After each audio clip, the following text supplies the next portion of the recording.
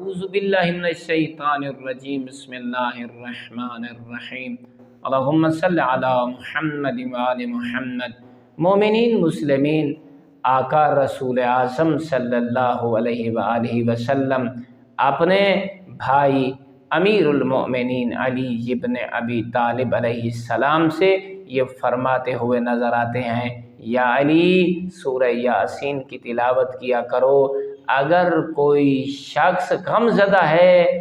اور وہ اس نیت سے سورہ یاسین کی تلاوت کرے کہ اللہ اس کے غموں کو ختم کر دے، تو اس کا مطلب یہ ہے جو غموں سے چھٹکارا چاہتا ہے،